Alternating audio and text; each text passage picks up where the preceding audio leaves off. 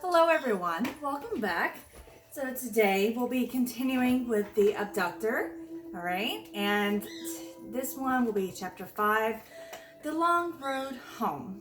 Okay, so let's just jump right in.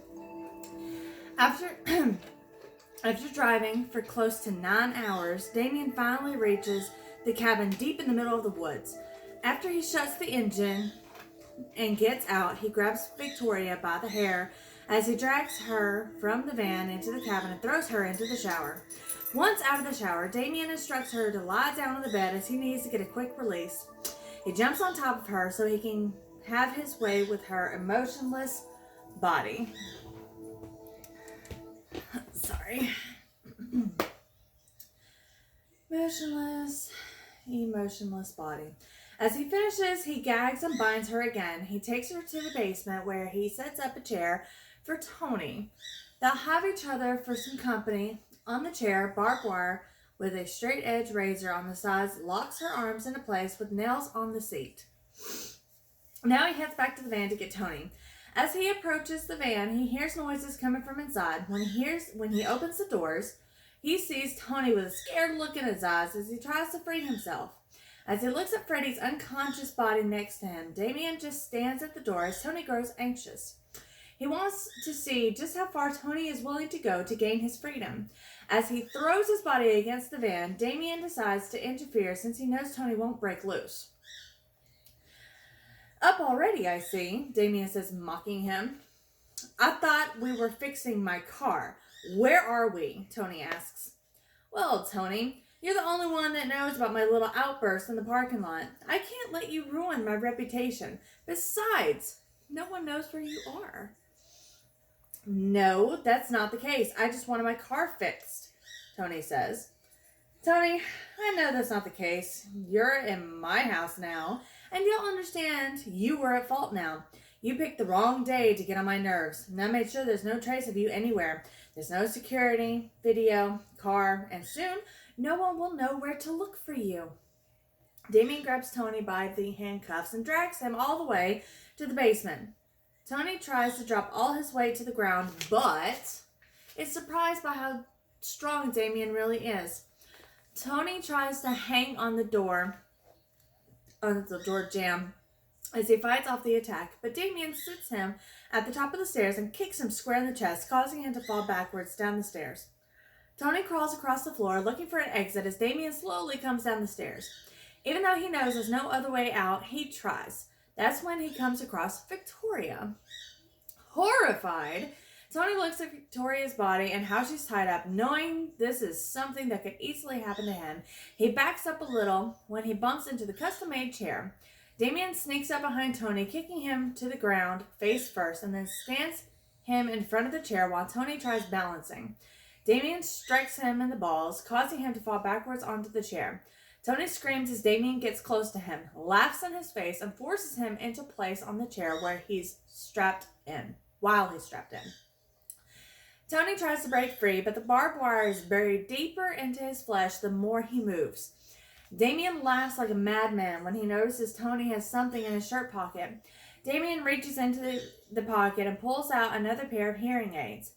Turning them on the highest frequency, Damien removes the ones in his ears and replaces them with the ones he adjusted. Now Tony can hear everything going on inside the house, and even some things going on outside several feet from the house. Screaming in pain, he realizes the screaming is hurting his ears as the frequency is turned a lot higher than he can handle. Do you still think it's my fault? I'm guessing you can hear me now. Please turn them down, Tony begs. Do you still think it's my fault, asshole? Butthole. Oops. Damien asks again. Stop screaming at me. Please help me. Tony continues to beg. Answer me, you stupid son of a bee. Damien now yells. No, but since it was in your business parking lot and you did it, I think you should pay, Tony answers. That's where you're wrong. Yes, it was in my parking lot, and yes, I busted your car, but you're still at fault for parking in a restricted area specifically designed for my employees. You're a monster. How can you do this to people and still sleep at night? I always knew there was something off about you ever since you were a boy and stood next to your grandfather and father, Tony replies.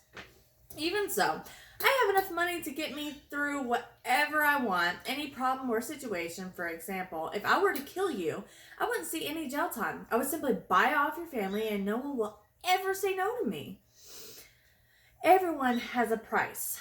Now, speaking of being off, there's no need to try to offend me by disrespecting me. You already have my undivided attention. You're going to burn in hell for this, you sick F, Tony continues. Very original, old man. You know, I never heard that before in all of my years of doing this, Damien laughs. Please, at least turn off the hearing aids. Sorry, I can't do that either. You belong here now, and well, since you're on my property now, you can't negotiate any special treatments. I'll do whatever the F I want, and there's nothing you can say that will change my mind.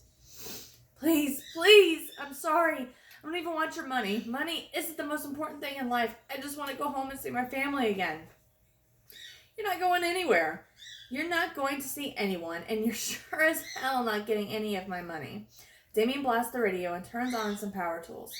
Please turn them off. I can't handle the noise no more. It's too much, Tony screams. You can scream all you want. No one can hear you out here. Tony, unable to take the noise, believes it's more important to turn off the hearing aids, so he tries to break loose, but with every movement, the razors, barbed wires, and nails cut deeper into the flesh. He doesn't care about his priority. He doesn't care as his priority is reaching the hearing aids. Damien looks on with a drill and nail gun next to him, and he takes advantage of the split second Tony stopped moving to drill a screw into his knees as he screams and begs Damien to stop. Laughing, Damien calls Caesar over and orders him to bark right in front of Tony. Damien then shoots nails into his arms and legs with the nail gun. Don't think for a second this is it, Tony, Damien says as Tony cries in agony. You caused me too many problems today and have given me a major migraine while screaming like a bee. Come on, Tony, say something productive. Or would you like to continue to beg for the mercy you receive? Damien taunts Tony, whose anxiety kicks in. Tony, come on, say something. Don't make me force you to talk. Damien grabs a screwdriver. Well, apparently there's nothing I can do to you that will make you talk, huh? Damien asks as Tony still doesn't say a word. Have it your way then. Damien taps him on the head with a screwdriver. Damien smacks Tony around a little bit as he breaks down his will and mocks him. Still, Tony doesn't give in to Damien's torture games and tries to remain calm so Damien doesn't hurt him any further. Damien shakes the chair so the razor and barbed wire go deeper into his skin as Tony refuses to say a word. He now hammers the nails in deeper into the flesh until it touches bones. As the tears run down Tony's face, he still doesn't say a word. Damien might not get him to say a word, but he's enjoying the fact that he knows Tony is in so much pain and is willing to inflict more pain to finally break his spirits. Well, Tony, I must give you credit. You made this very interesting for me. Damien shows Tony the screwdriver, but he doesn't get a response. I don't understand why you need to make this harder for yourself, Tony. Damien buries the screwdriver into Tony's hip. Tony screams, but still doesn't say a word. Caesar, attack! Damien yells as he points towards the legs. Tony screams as Caesar attacks. This is completely, in its entirety, your effing fault, Tony. Damien sticks the screwdriver in Tony's left eye. Say something now! Damien pulls the left eye completely out of the socket while Tony urinates himself. You know what, Tony? Damien asks. Tony yells but doesn't say a word. You know what, Tony? Damien asks to no reply. I'm going to end this right now since you're no longer a fun guest. Damien stabs Tony in the right eye. Tony screams as Damien rips out his right eye. I can't see. Please stop, Mr. Hall. Tony begs, finally breaking his silence. You're too late. I gave you a chance and you blew it. Damien laughs as Tony screams, begging and crying as he grabs the eyes and puts them into Tony's hands, asking him if he knows what they are as he mocks him. Damien tells him he'll show him a little of what he feels like as he needs to seal the wounds so he doesn't die on him. He turns on a blowtorch and burns eye sockets. Tony screams as he ignores everything Damien said before, but realizes the blood isn't running down his face anymore. He's still screaming at the top of his lungs as if he's being murdered. Damien gags Tony. He doesn't want to hear him anymore. Well, my friend, I have to leave the room. I'll be back for you later. What was that, Tony? I'm sorry. How rude of me. I completely forgot. You can't see or talk. I'll see you later. Damien decides it's time to take care of Freddy. He places his ear on the door to see if he's awake. Unfortunately, he hears nothing. So he assumes Freddy is still unconscious. Once Damien opens the door, he's surprised by a big kick to the face. Freddy has taken Missy out of the cage and has her in his arms. Damien falls to the floor as Freddy tries to make a run for it, while Damien is a little dazed and surprised by the old man. The old man has so much power behind that kick. That's a hell of a kick, old man, Damien yells. Yet, it was a effing mistake. Freddy, a former track star, runs through the woods, hoping to find someone or at least a place to hide. In the meantime, Damien is back on his feet, laughing. This has finally become something interesting, and it gives him a chance for the other dogs to get some exercise. He heads to the barn where he opens the door. Out come 4 Akitas, a pit bull, flying after Freddy and Missy as Damien grabs a bottle of water to wash out his mouth. You're so effed now, old man. And you and your effing cat, Damien yells as the water pours out of his mouth. Go, attack, Damien orders. Run, old man. Pick up the pace. They're fast dogs. Missy notices the dogs quickly approaching as she buries her claws into Freddy's face, poking him near the eye, causing him to accidentally drop her.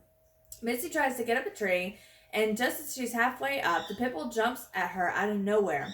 He grabs her by the stomach and spins her around as he buries his teeth deeper into her. Rusty mauls the cat as Buddy, Simba, Brandy, and Enar continue to chase Freddy through the woods. Devastated over Missy dying,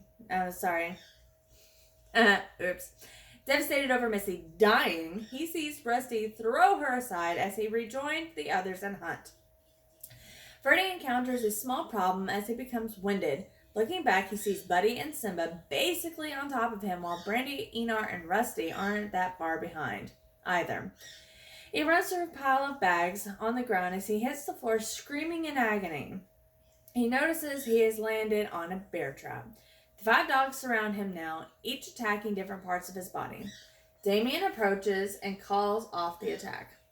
I see you found one of many of these little babies I've planted throughout these woods. You see, running could only save you for a little while, especially when you don't know where you're going. Even though my dogs aren't around the traps, they've been trained on how to sniff them out and avoid them. What's your problem, Hall? I did nothing to you, Freddy screams in agonizing terror. Honestly, I never had a problem with you, old man, until you heard something you shouldn't have. At that point, I knew I had to have you as part of my property.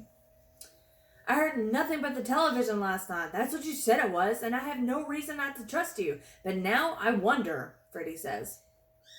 You wonder? What's there to wonder about? Damien asks as Freddy sits up. F you, Freddy screams, trying to hit Damien. That's going to cost you, old man, Damien says as Buddy, Rusty, and Simba attack his right leg, ripping it from the hip. Oh, Jesus, get them off of me. You got effing killing machines. Get them off, Freddy cries out in agony. I would remain calm if I were you, and let me pick you up. And let me pick you up. I wouldn't want you to get hurt or cause another attack. F you, Damien, Freddy screams as he continues to move. Oh my God, why God? Freddy's right arm is caught in another bear trap. I warned you. I'll make a deal with you, old man. If you can manage to get your old one-legged ass off my property, I'll let you go. Just so you see, I'm not a bad guy. I'll stand you up. How does that sound to you? Do we have a deal? Of course. Let me start now, Freddy answers. Damien bends to release Freddy from the traps, and once freed, he picks up back to his feet. Freddy tries to balance on one leg as he hops around the woods, losing a lot of blood, as Damien and the dogs watch the struggling cripple who refuses to die like this. He won't go down easy, at least not without one final fight. He grabs a long stick that he uses as a crutch while looking for a way out of the woods. He's moving well through the woods given the circumstance. Damien looks amazed. He has gotten this far without falling. You're doing great, old man.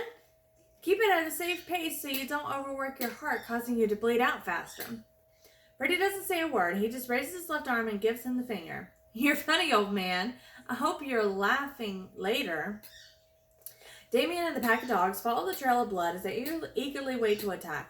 Damien watches on as Freddy leans against the trees to prevent him from falling, allowing Damien to close in on the distance while he rests for a few minutes.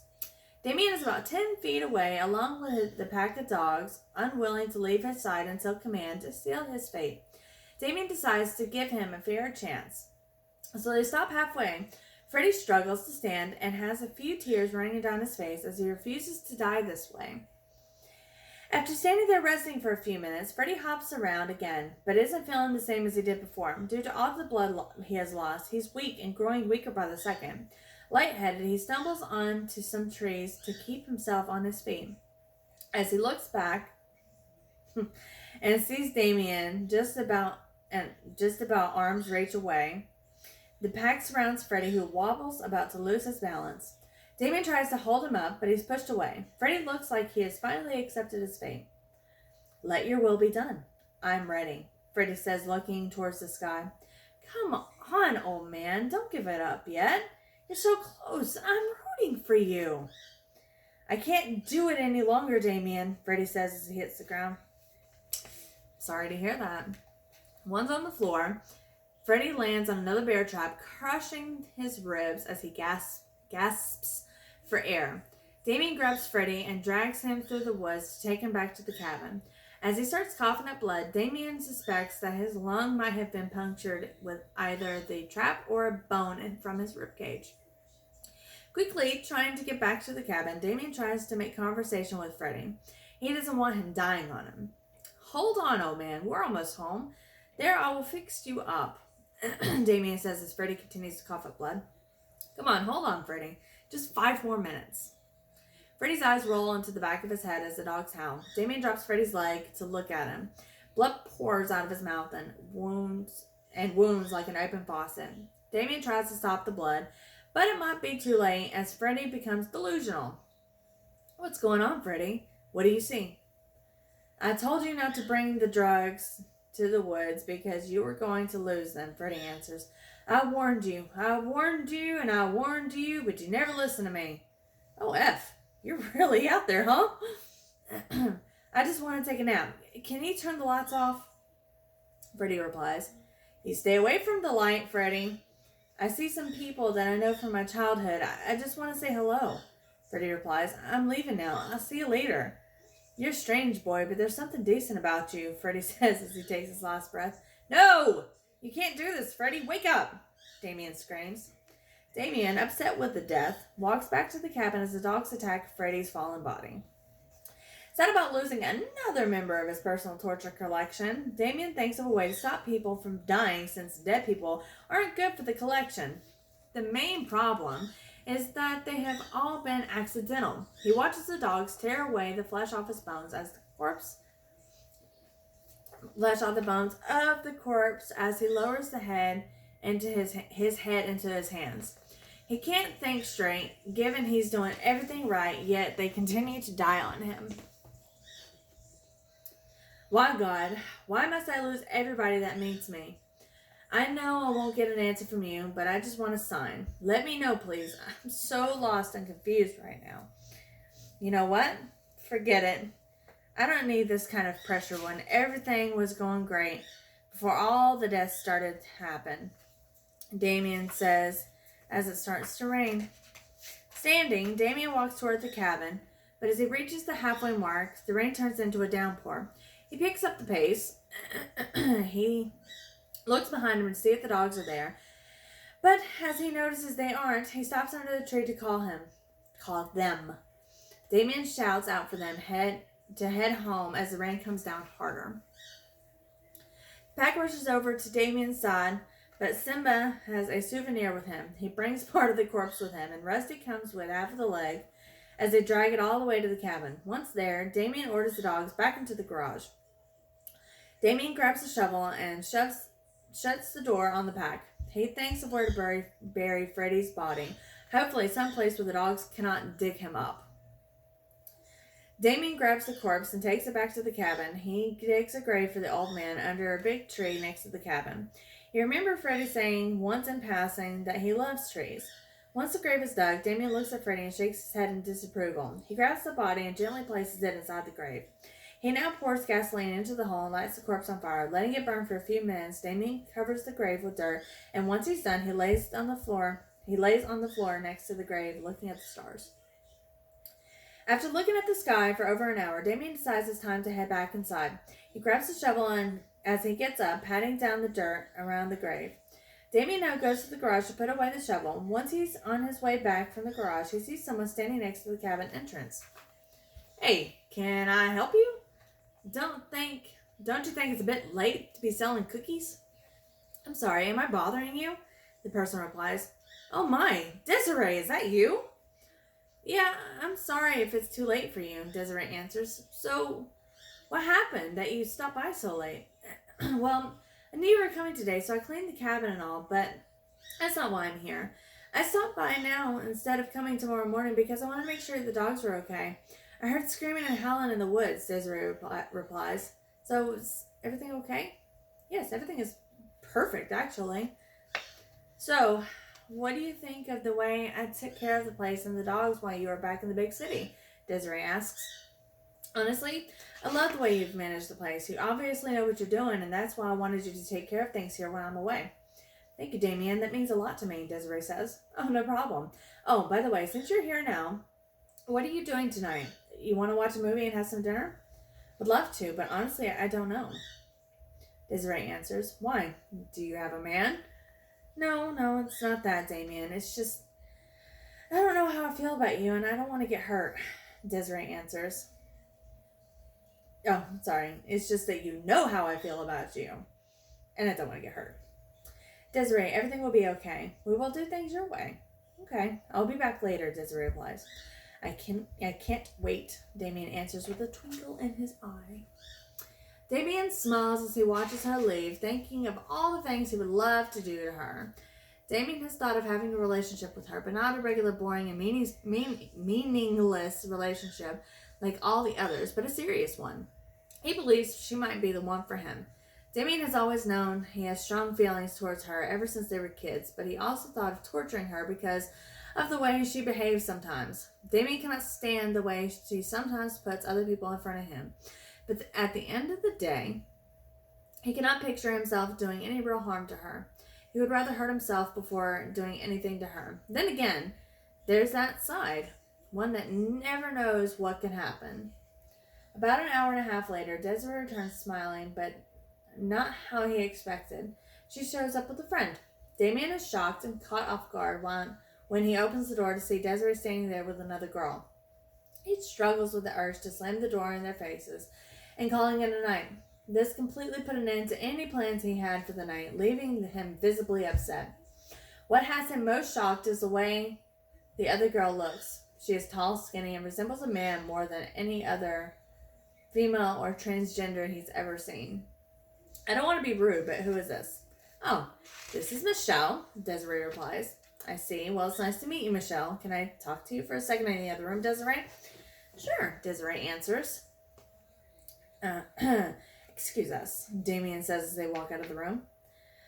"I thought we were going to be alone tonight, so we can talk and catch up." I'm sorry. She just showed up at my house like 5 minutes before I left without calling me in advance either. I honestly didn't think you would mind. She's a nice person. She means no harm. And she's lonely. She's one of my best friends, Desiree replies.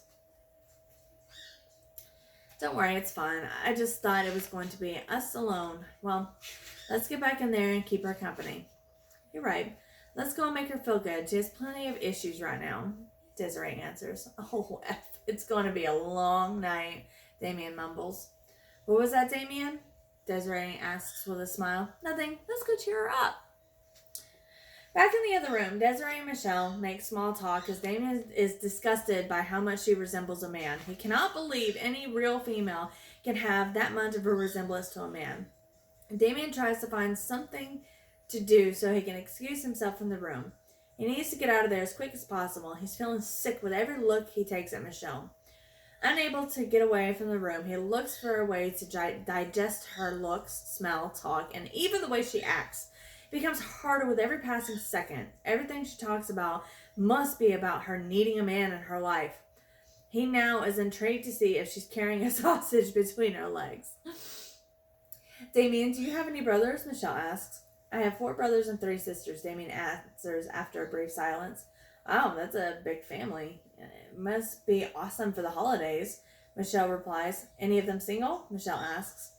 Holidays are okay. Stanley is the only one single. Awesome. How old is he, and what does he do for a living? Michelle asks as Desiree steps out to use the bathroom. He's 27, and all he does is live off me. Now can you stop talking about my brother? Damien replies. Fine. I don't need to be treated this way. I'm leaving. Please let Desiree know that I left, Michelle says. Oh, please don't go. Stay. Come on, don't go, Damien answers sarcastically. The moment Michelle walks out the door, Desiree returns from the bathroom. Damien informs her that Michelle left. Stunned, Desiree tries to reach out by calling her cell phone, but it goes to voicemail. Trying over and over to reach her, Desiree keeps getting the same response, nothing but voicemail. In the meantime, Damien steps out of the house to check on the dogs. Once outside, Damien hears the phone ringing and sees Michelle standing near Freddie's grave as he walks toward the garage. He lets Caesar, Rusty, and Simba roam the property freely while letting Buddy, Brandy, and Enar roam free inside the garage. The 3 dogs outside quickly notice Michelle standing near the tree and they go on the attack. Damien stands in the dark corner and watching the dogs approach her. Michelle panics and leaves the yard when she sees the pack rushing towards her. She screams Desiree's name, but there's no answer. She's inside the cabin watching television. Since she thinks Michelle is upset, Michelle runs as Caesar closes in on her as Rusty and Simba are hot on the trail. She runs into the woods and stops a few feet in where she can have enough space to grab a rock and hit or scare away the pack. She struggles to pick it up, so she screams and tries to climb into a tree to get away from the pack. Struggling to climb the tree, she falls to the ground. When she stands up, Caesar jumps on her back and takes a chunk of flesh off of her shoulder. Accompanied by Rusty and Simba, who quickly jump in on the attack, Rusty bites her hands as she's covering her face and throat while Simba attacks her legs. Michelle cries and screams in agony when she hears a loud "Stop!" All of a sudden, the 3 dogs stop attacking and sit patiently as they wait for their second command. Damien walks over to them and gives them each a biscuit as Michelle cries when she looks at her arms and legs. Thank you, Damien. You saved me, Michelle cries. Don't bother. This isn't over, Michelle. I vow to teach you a lesson. What do you mean? Michelle asks. You'll see, Damien answers as he grabs her legs and throws them onto a nearby bear trap. Oh, dear God! Michelle yells before passing out. Damien picks Michelle up onto his shoulders as they head back toward the cabin and calls the pack to follow him home. They walk through the woods and get back to the cabin, and the whole time the pack looks at Michelle as if she were just another toy. Just waiting for permission to attack her, Damien gets Michelle back to the garage quietly without a noise. Desiree doesn't hear anything of what's going on outside. Inside the garage, Damien has crucified Michelle to the garage door as he throws water in her face to wake her up. Realizing she isn't dreaming, Michelle wonders to herself what she did to be living this nightmare. She sheds a few tears as Damien looks at her from a few feet away. Damien grabs an old rusted axe as he walks over to her, placing a cinder block under her feet as he strikes her toes on the right foot. cutting all 5 of them off. "What's your problem?" Michelle asks, crying. "You're not a man. No man treats a woman this way. Imagine what Desiree will think of you when she finds out what you have done to me," Michelle continues. "First of all, you're not a woman. And of that, I'm sure. Second, Desiree won't find out because you won't be able to say anything to her. Besides, Desiree knows what's going on in here inside this garage. It was, in fact, her idea to do this to you, Michelle. Can you imagine that? Why would you think that Desiree is still inside the house while you were in here in my garage all tied up?" Damien continues. "Why would Desiree want to kill me? Why? I was so good to her. I thought of her as my sister," Michelle replies as she cries, heartbroken. "Why, you ask? Here's why. You're a needy, stupid, and weird friend. You always believe all the attention should be on you, when in reality, it's nowhere near the truth. You try to make yourself feel better by putting everyone else down, no matter who it is and what the person has done for you. Don't worry. Today is your day, Michelle. Today, you get all the attention, my attention. I'm going to show you your inner beauty because even though you look like a man, I'm going to show you everyone can be a masterpiece." "What are you talking about? Desiree doesn't hate me. We're like sisters. What are you going to do to me?" Michelle asks. "Okay, Michelle. Whatever you say, as long as it feels right in your heart. What am I going to do? I don't know yet. Maybe I'll free your soul. Maybe I'll prove my point that you're a man or something else. What I do know is that you'll find out later tonight." Damien places a gag on Michelle and turns off the lights in the garage. He sees Desiree outside the house walking around. He stands in the corner of the garage to see what she'll do next, but he doesn't know what she has been up to since he last saw her. Desiree paces around the property and quickly approaches one of the hidden traps. Damien must interfere now. "Watch out, Des!" Damien screams as she stops. "What's wrong?" Desiree asks as she just misses the trap by a step. "There's a bear trap right next to you," Damien says as he runs toward her. "Oh my God, thank you. I could have lost my leg," Desiree replies as she heads back towards Damien. "Where's Michelle?" Desiree asks. "I don't know. I was in the garage with the dogs who managed to catch a raccoon and his family." "Oh my God, are they okay?" Desiree asks. "Yeah, they're all okay. But they just got blood all over them from the raccoons, but that's it." Damien replies as his cell phone rings. "I'm sorry, it's my brother. I need to answer this. Can you hold on for a few minutes? "Yeah, it's okay," Desiree answers. "What's going on, Lou?" "Just wanted to give you a quick update. The halls are done and they'll begin to build the wall tomorrow. Oh, and what's the deal with your new neighbors? They keep looking over here," Louie answers. "That sounds great. Just ignore them. They just moved in and they're so nosy. Make sure you don't let them in or anywhere near the house or the property. They wanted a tour of the house like